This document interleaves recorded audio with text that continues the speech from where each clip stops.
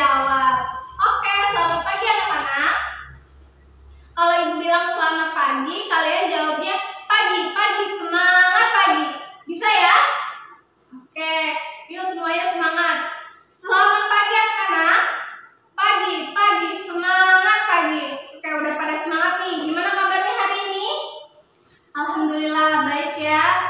Nah, hari ini kita bertemu lagi di mata pelajaran IPA. Oke, sudah siap belajar semuanya hari ini? Oke, kalau sudah siap, yuk bukunya dipersiapkan. Mana coba bukunya dikeluarin. Oke, nah anak-anak semua, berhubung situasi kita masih keadaan pandemi, Ibu mau mengingatkan kalian semua untuk tetap mematuhi protokol kesehatan. Dengan cara apa? 3M. Memakai masker, menjaga jarak, dan mencuci tangan dengan sabun atau menggunakan hand sanitizer. Oke, sekarang kita berdoa terlebih dahulu ya. Yuk, karena mau berdoa, duduknya yang siap. Yuk, silakan kepada Julfa Rizal sebagai ketua kelas disilahkan untuk berdoa. Oke, berdoa sudah. Sekarang saatnya Ibu mengecek kehadiran kalian pada hari ini. Yang namanya Ibu guru panggil, silahkan untuk bilang hadir. Yang pertama, Ibu Sumiati. Yang kedua, Adinda Firda. Isma Mega Sylvia. Nur Firda. Muhammad Yusuf Abdul Aziz. Julfa Rizal Hashim. Nadia Rizmael Faryani. Dwi Yulia Wulandari. Dan Resi Febrianti. Oke, alhamdulillah semuanya hadir ya. Baik, kita mulai pelajaran hari ini. Yuk, duduknya yang siap. Ibu akan share PowerPoint-nya. Oke, kemarin kita sudah belajar tentang listrik statis. Ada yang masih ingat gak listrik statis itu apa? Oke, silahkan Julfa Rizal. Oke, bagus ya. Jadi listrik statis itu adalah listrik yang diam atau dianggap diam. Contohnya apa kemarin? Ada yang masih ingat? Oke, contohnya adalah penggaris yang digosok-gosokkan ke rambut. Nah, gimana? Elektron dari rambut bakal pindah ke penggaris sehingga nanti si rambut ini bakal kehilangan elektron. Jadinya dia akan positif. Oke, pinter ya. Masih ingat semuanya untuk materi sebelumnya. Nah, pada pertemuan hari ini kita akan belajar mengenai listrik dinamis. Nah, dimana kompetensi dasarnya ada 2 dan juga tujuan pembelajaran kita pada hari ini itu ada 6. Yang pertama kita akan mencari tahu tentang konsep kuat arus listrik, kemudian kita juga akan menghitung kuat arus listrik, kemudian membedakan apa itu rangkaian terbuka dan tertutup. Ada juga kita akan menganalisis rangkaian seri dan paralel serta dapat menganalisis perbedaan seri dan paralel. Oke, anak-anak di sini apa yang kalian lihat? Ada mobil mainan dan juga senter.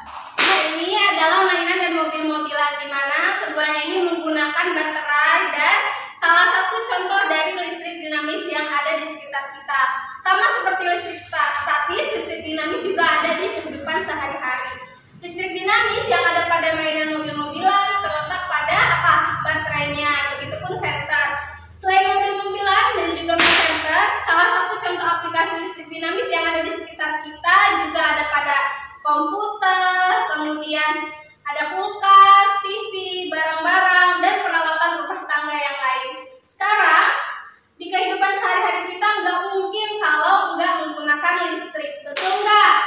Oke, sekarang kita jadi tahu ya, ternyata kegunaan listrik itu banyak sekali dan bermanfaat untuk kehidupan kita sehari-hari. Oke, selanjutnya next slide.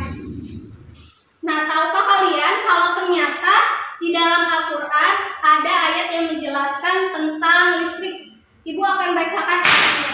Artinya, Allah pemberi cahaya kepada langit dan bumi. Perumpamaan cahaya Allah adalah seperti sebuah lubang yang tak tembus, yang di dalamnya ada pelita besar.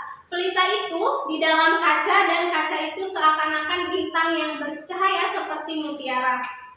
Nah, jika ditafsirkan arti pada ayat tersebut, di bagian kalimat pelita itu di dalam kaca dan itu seakan-akan bintang yang bercahaya seperti mutiara. Pada masa sekarang itu kita kenal sebagai lampu. Nah, lampu tentunya tidak begitu saja dapat menyala. Dibutuhkan sebuah energi yang dapat menyalakan lampu dan energi tersebut disebut dengan listrik. Nah, ya. Oke, kita lanjut ke slide berikutnya. Nah, kalian penasaran gak sih apa yang bisa menimbulkan aliran listrik? Nah, kita cari tahu jawabannya sekarang.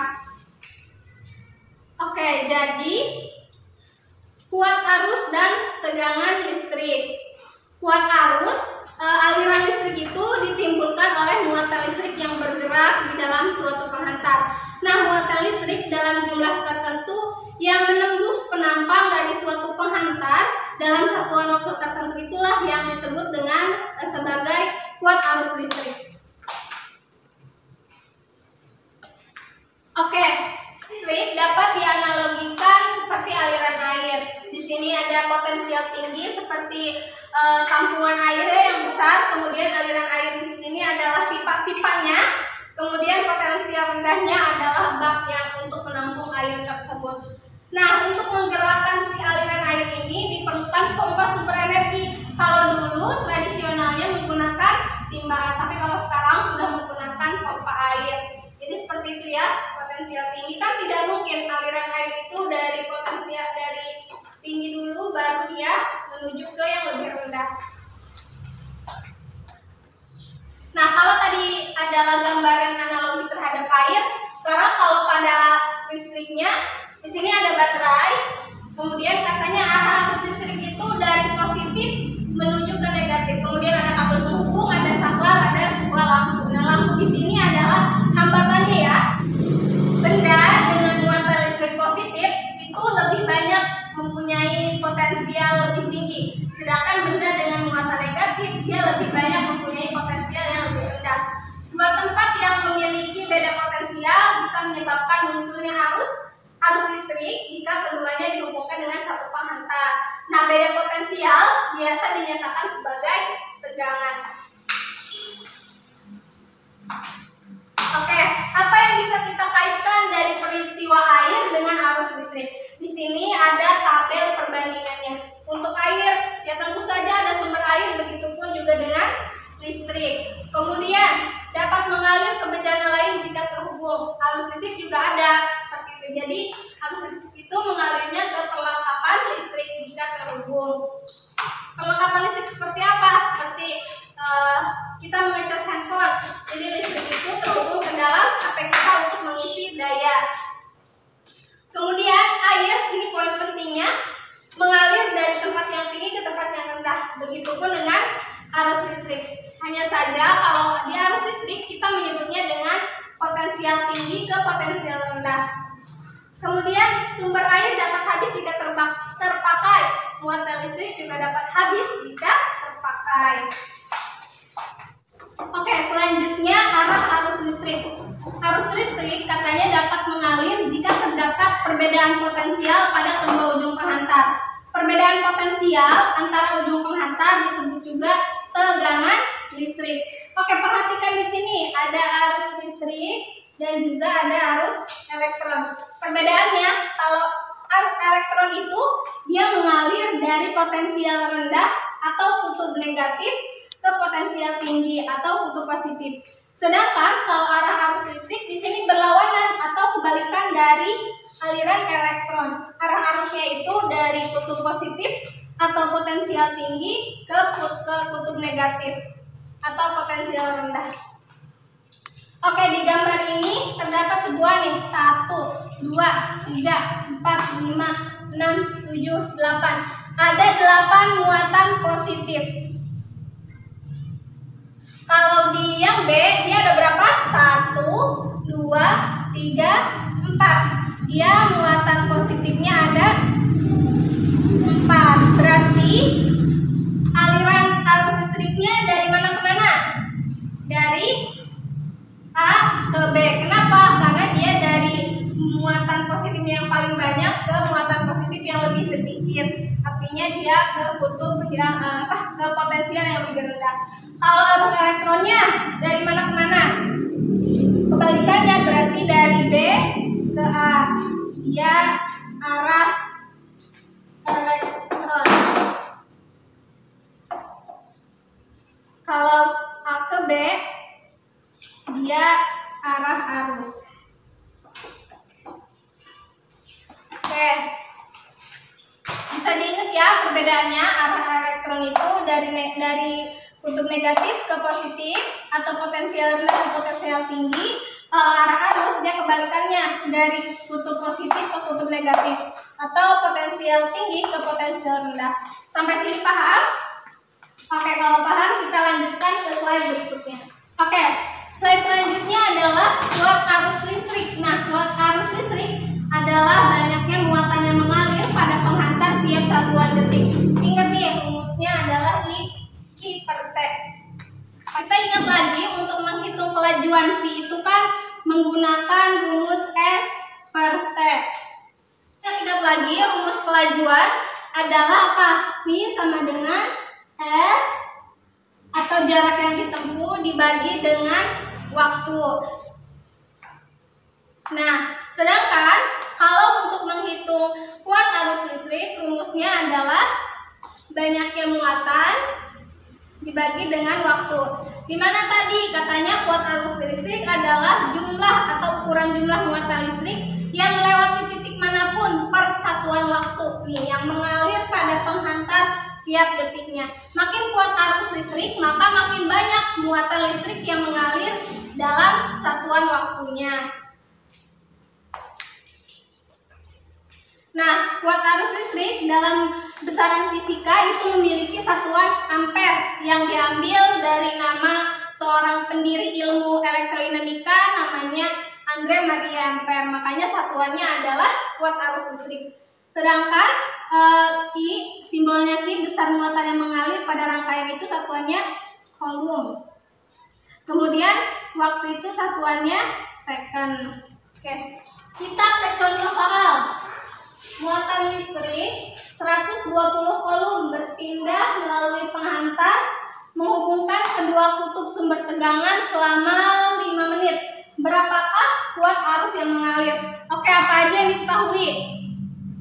Oke, bagus. Nah, yang diketahui adalah muatannya itu 120 coulomb. Kemudian waktunya 5 menit. Nah, satuannya itu karena di sini masih menit, berarti harus kita ubah ke dalam second. Berarti 5 kali 60 second sama dengan 300 second. Oke, yang ditanyakan adalah kuat arus listriknya. Tadi apa rumusnya? Oke, rumusnya adalah I/Q per T. Q-nya berapa tadi? 120 nih. Kemudian T-nya 300 second. Ini satuannya coulomb, ini satuannya second. Jadi kalau dihitung maka kuat arusnya adalah 0,4 ampere. Oke, sampai sini paham atau ada yang mau ditanyakan? Oke, kalau sudah paham, sekarang untuk selingannya Ibu akan putarkan video.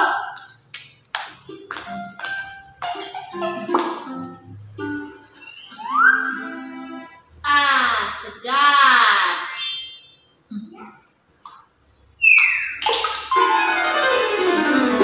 Wah, aduh, gawat, bisa domelin mami.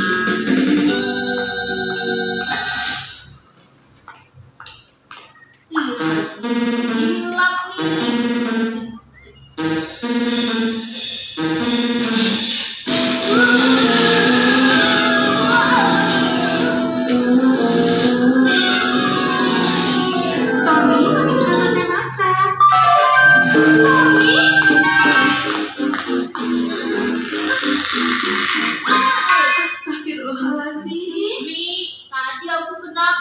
Tiba-tiba gemetar nih, kayak gerak sendiri. Kamu kesetrum, Tommy. Kesetrum. Lagian ngapain kamu main dekat stop kontak, Tommy? Tadi aku numpahin air di dekat stop kontak nih. Makanya aku lap, tapi aku malah kesetrum nih. Pantesan aja kamu kesetrum. Stop kontaknya kena air sih. Air kan bisa mengantarkan listrik, Tommy. Lain kali hati-hati ya. Listrik itu berbahaya. Kamu ingat kan Pak Bodan tetangga kita yang meninggal karena kesetrum? Iya, Mi. Lain kali aku bakal lebih hati-hati. Untung tegangan listrik yang bikin kamu kesetrum tadi gak tinggi. Jadi kamu gak apa-apa sayang. Lain kali kamu harus ingat ya. Lebih hati-hati kalau main dekat listrik. Iya, Mi. Oke, dan dari animasi tadi kira-kira apa nih yang bisa kalian tangkap atau isi video tadi itu menjelaskan tentang apa? Oke, angkat tangannya yang mau. Oke, bagus ya. Oke, video tadi itu menjelaskan tentang peristiwa kesetrum atau istilah yang biasa kita gunakannya itu untuk menyebut sengatan arus listrik yang mengenai badan kita ketika kebetulan menyentuh sumber muatan listrik. Kesetrum itu bisa terjadi karena kita kurang hati-hati nih, misalnya kayak di animasi tadi menyentuh kabel atau stop kontak yang terbuka, sedangkan keadaan sekitarnya itu terkena air. Oke, ingat perumpamaan tentang aliran air tadi, dimana kalau pada arus listrik itu elektronnya dapat mengalir pada material penghantar arus listrik, yaitu konduktor. Oleh karena itu yang dipakai pada rangkaian listrik adalah kabel. Nah, kabel ini kalian semua harus tahu kalau dia terbuat dari tembaga yang dapat menghasilkan arus listrik seperti itu. Oke, kita lanjut ke PPT kembali ya. Oke, selanjutnya mengenai rangkaian listrik. Sebenarnya materi ini bukan sesuatu yang asing lagi ya bagi anak-anak semuanya, di mana setiap hari kita berhubungan dengan yang namanya rangkaian listrik. Misalnya nih, lampu yang kita gunakan sebagai penerangan itu mendapatkan arus melalui rangkaian listrik. Bahkan komputer, laptop, HP yang kita gunakan untuk sehari-hari nih atau alat elektronik di rumah itu terdiri dari rangkaian listrik. Nah, rangkaian listrik ini adalah susunan alat-alat listrik yang dihubungkan dengan sumber listrik sehingga menghasilkan yang namanya arus listrik. Oke, di slide selanjutnya nih ada gambar-gambar. Ini ada lampu tumbler. Kalian pasti udah nggak asing dong sama yang namanya lampu tumbler. Dimana lampu ini biasa kita gunakan untuk menghias kayak kamar, rumah, dan lain sebagainya. Ayo, siapa di sini yang punya lampu tumbler di rumahnya? Oke, lampu tumbler itu banyak sekali warna-warnanya ya. Ada yang warna kuning, ada yang warna-warni, merah, putih, biru, hijau, dan lain sebagainya. Pokoknya warna-warni. Oke, jadi apa itu rangkaian seri? Rangkaian seri adalah rangkaian listrik yang terdiri dari hanya satu jalur untuk melewatkan arus.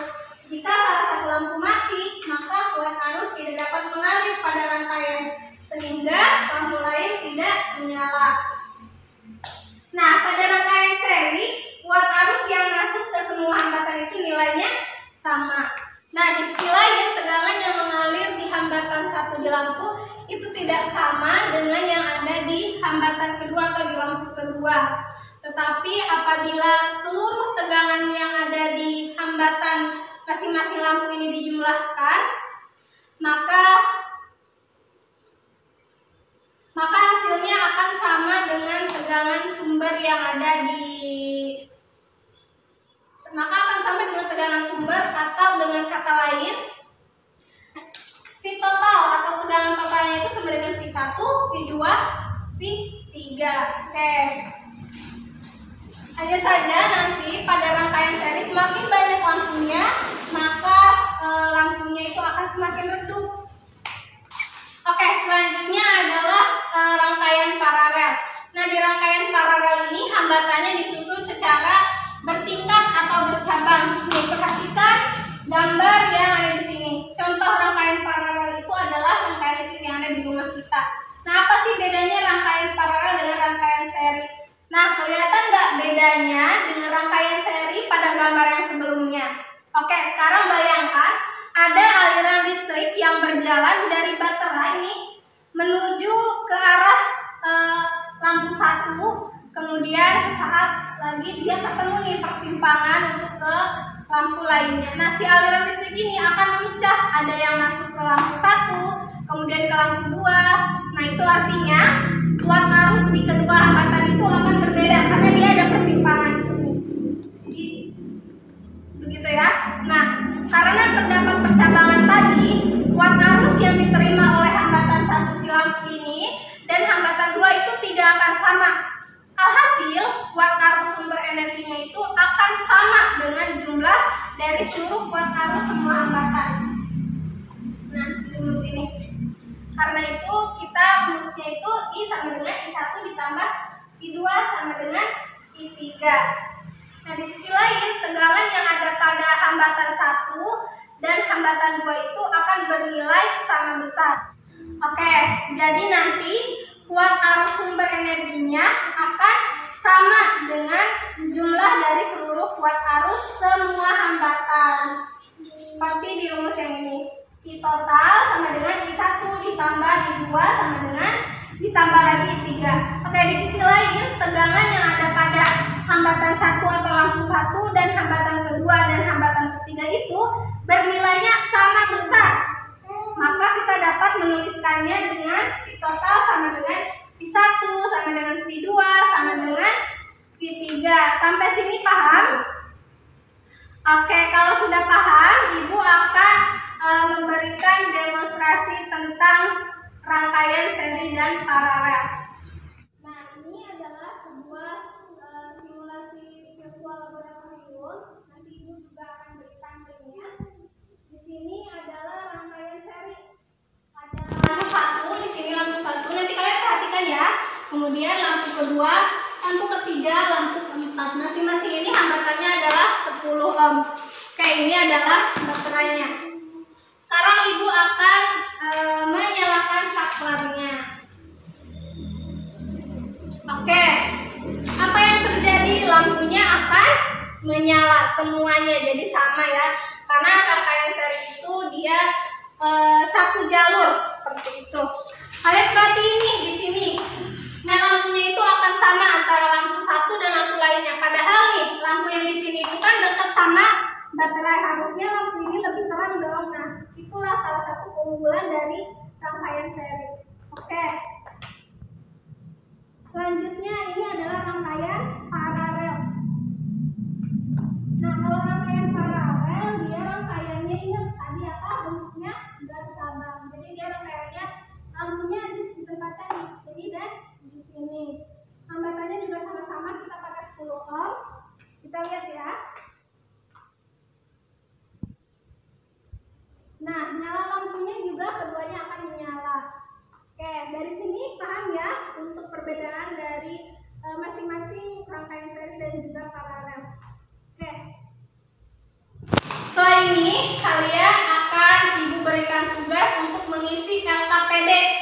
Ibu akan bagikan, jadi silakan kalian isi selama 5 menit.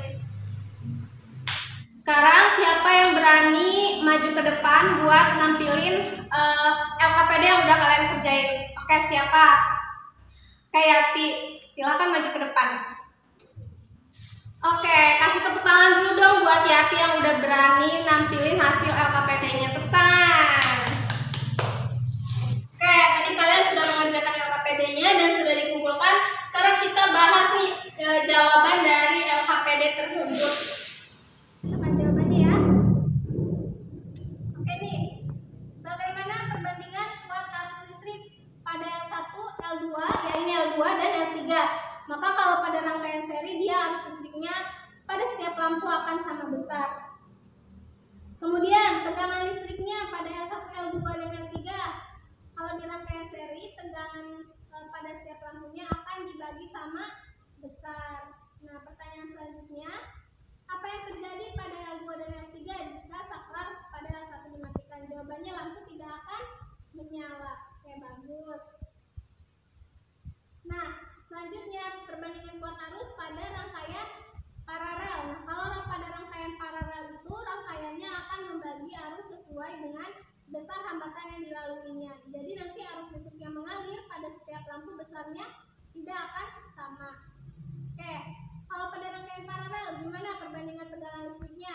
dia memiliki tegangan yang sama atau konstan di semua ujungnya.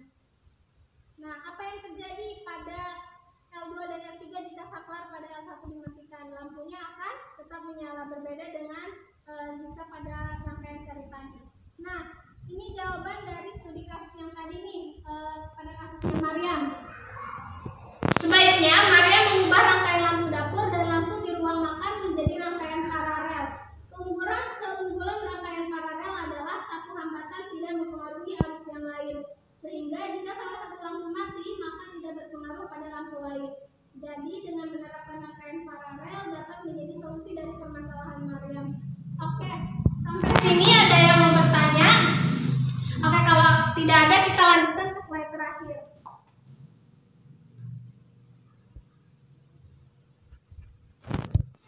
Oke, ini slide terakhir.